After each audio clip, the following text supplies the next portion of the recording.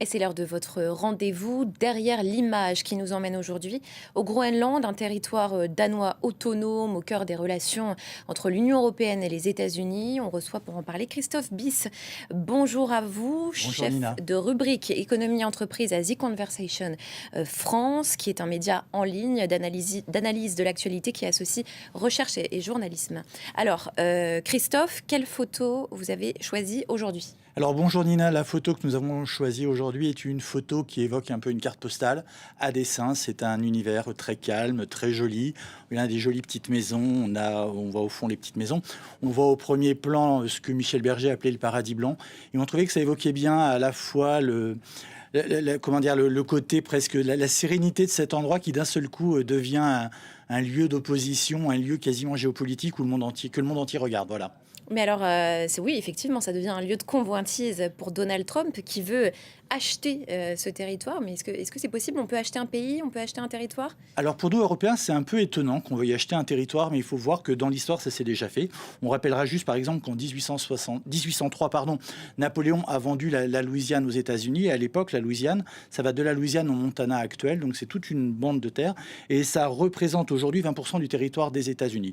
Il y a eu d'autres ventes, d'autres achats. Je pourrais citer par exemple, les États-Unis ont acheté l'Alaska à la Russie en 1867, ou les îles Vierges américaines au Danemark en 1917, et pour ne pas me tromper, pour 25 millions de dollars en pièces d'or. Donc c'est-à-dire que de notre point de vue, c'est peut-être un peu baroque, mais du point de vue des Américains, ça s'est encore fait très récemment d'acheter des territoires.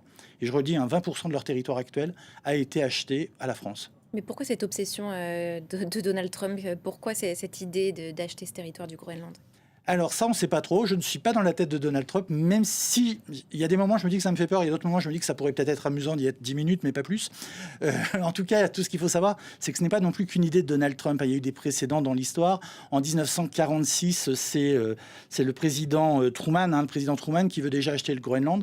Donald Trump en parle en 2019 et à l'époque, je ne sais pas si c'est parce qu'il n'a pas été réélu derrière, mais ça n'a pas fait autant de bruit. Là, le problème, c'est qu'il vient d'être réélu. Il veut le Groenland, il le dit, il le redit. Et en face de lui, on ne veut pas lui vendre. Hein. Donc, il faut qu'il se débrouille avec ça. Donc, on est dans un moment en plus particulier de l'histoire du Groenland. Et je crois qu'on doit voir maintenant un reportage de France 24 qui va nous montrer dans quel état est la population groenlandaise par rapport à cette idée. Drôle de rencontre au cœur de Nuuk. Nick Shirley, parc à rouge, influenceur américain aux 350 000 abonnés, est entouré de jeunes Groenlandais, casquette MAGA vissée sur la tête. Le Groenland est un bon petit bout de terre. Si les États-Unis veulent l'acheter et le Danemark veut le vendre, si les habitants du Groenland sont d'accord, ce sera bénéfique pour tout le monde. J'ai entendu dire que Trump veut nous aider. Bien sûr que je veux être américain. Mais ici, la question divise. Ancienne colonie danoise, le Groenland a peu à peu gagné en autonomie et ses habitants rêvent d'indépendance. Alors pour ces artistes groenlandais, pas question de revenir en arrière. Ce qui me frappe, c'est que nous sommes en 2025 et je suis surpris que des gens veuillent toujours acheter des pays. Je veux dire, dans quel genre de société vivons-nous aujourd'hui ? Dans ma culture, on pense qu'on ne possède pas la terre, mais qu'on en fait partie. Si le territoire arctique n'est pas à vendre, le Groenland se dit prêt à des liens plus étroits avec Washington, selon le Premier ministre Mute Egede. Et pour ces jeunes entrepreneurs qui lancent leur tour opérateur à Nuuk, l'intérêt des Américains est le bienvenu. On ne peut pas nier que cela a véritablement placé le Groenland sur la carte du monde. On le voit dans les réservations et les demandes qu'on reçoit depuis les États-Unis, le Mexique ou même Dubaï. Alors maintenant, on en profite. Pour nous, c'est le bon moment.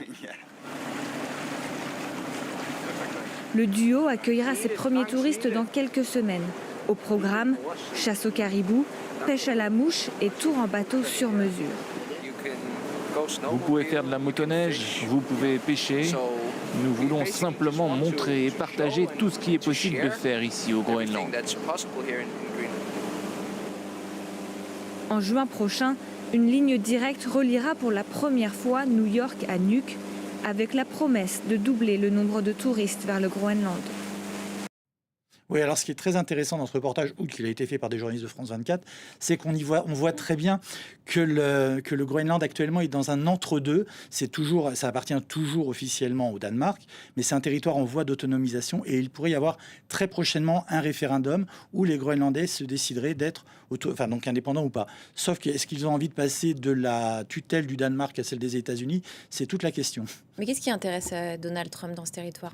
Alors, ce qui intéresse Donald Trump et les États-Unis, ce qui intéresse au cours de l'histoire au Groenland, c'est la richesse minière. C'est pas facile à dire. La richesse minière. On sait que en termes de chiffres, le Groenland, c'est un territoire de 2 millions de mètres carrés. Il y a moins de 60 000 habitants, mais on sait qu'il y a beaucoup de métaux. Et en particulier, ce qu'on appelle les terres rares, qui sont des métaux indispensables pour le numérique et notamment pour la voiture autonome. Alors, il y a un organisme américain qui a estimé les réserves officielles à 1,5 million de tonnes, ce qui représenterait 1% des réserves mondiales pour le seul Groenland. Mais deux premiers projets qui sont en cours de développement. Je suis désolé, je regarde mes notes parce que je ne parle pas couramment ni le danois ni l'inuit. Donc, ce sont les projets Kvanfield et Motzfeldt pourraient à eux seuls multiplier par 8 ces réserves. Si on les ajoute à celles des États-Unis, les États-Unis monteraient dans les réserves mondiales.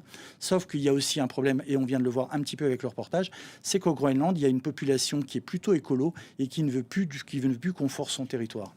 Donc, se vendre aux États-Unis pour qu'ils viennent forer, je ne suis pas sûr que ça tente beaucoup les Groenlandais. En tout cas, on l'a compris, l'intérêt, il est essentiellement économique pour Donald Trump. Alors, pas seulement, parce que si on avait une map monde et si on pouvait regarder, on verrait que le Groenland se situe entre la Russie et les États-Unis.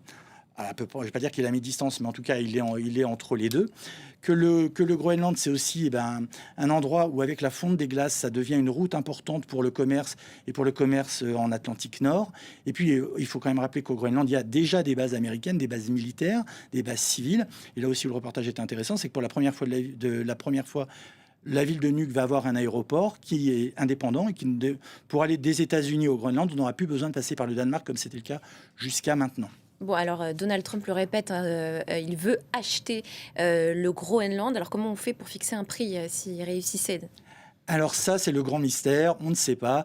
J'ai envie de dire, c'est du gré à gré, c'est le prix auquel le Danemark est prêt à l'acheter. Le prix auquel le Danemark est prêt à le vendre. Mais il n'est pas prêt à le vendre, c'est ce qu'il a dit. Donc voilà. La première ministre danoise a répété hier. C'est ce qui risque d'être assez compliqué. Sinon, si on fait un parallèle avec les entreprises, pour fixer le prix d'une entreprise, on regarde le chiffre d'affaires, on multiplie par un coefficient multiplicateur, on regarde les profits que ça peut faire dans l'avenir. Mais là, ça serait vraiment une négociation de gré à gré, je ne sais pas trop. Donc on voit bien l'intérêt pour les États-Unis. Jusqu'où est-ce que cela peut aller ? Alors, moi, je doute que ça puisse aller jusqu'à un jour un débarquement des GI sur le territoire groenlandais, parce qu'en plus, les deux pays sont quand même dans l'OTAN. Donc, à imaginer que les États-Unis arrivent et débarquent massivement sur le sol du Groenland, le Danemark pourrait demander l'aide de l'OTAN, où les États-Unis sont membres. Donc, ça paraît assez absurde, en fait. Dans le contexte actuel, ce qui est le plus inquiétant, c'est peut-être pas tant la volonté répétée de Trump d'acheter le Groenland à tout prix, que le relatif silence et la relative prudence de l'Union européenne. Après, on les comprend, on comprend nos dirigeants. Des rapports aussi conflictuels entre des alliés, c'est pas des choses aussi courantes, c'est même plutôt, comme vient de vous dire, c'est même un peu absurde.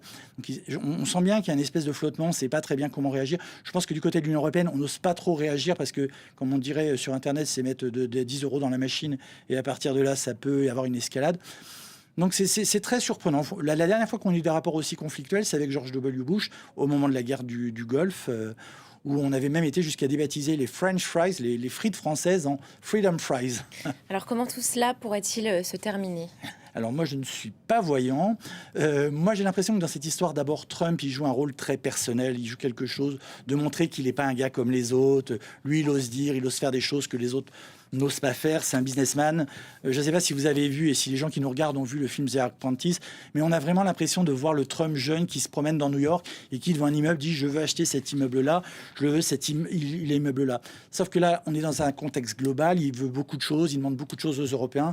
Il veut à la fois une baisse des droits de douane, il veut qu'ils payent plus pour leur défense, il veut plus pour le Groenland. Il ne serait pas très étonnant qu'au fond, il lâche peut-être le Groenland pour avoir autre chose en échange. On est vraiment dans une logique de marchandage. Et si j'ai encore 2 petites secondes, Moi, je crois aussi que ce qu'on voit bien aussi, c'est qu'on a l'impression parfois quand on écoute les commentaires que Trump est là pour toujours, que l'Amérique est définitivement trumpiste. Il ne faut pas oublier que dans 2 ans, il y a des élections de mid-term, que s'il les perd, il deviendra un canard boiteux. Et moi, j'ai l'impression que son espèce d'hyper-agitation actuelle, c'est peut-être aussi le fait d'un homme qui sait qu'il a peu de temps pour agir et qui donc, il y va, il en demande le plus possible et puis il ramassera ce qu'il peut, quoi. Christophe Bis, chef de rubrique économie et entreprise à The Conversation France. Voilà pour le feuilleton, le dossier consacré au Groenland qu'on peut retrouver donc sur cette très bonne plateforme. Merci beaucoup à vous. C'est la fin de cette demi-heure d'information. Restez avec nous sur France 24.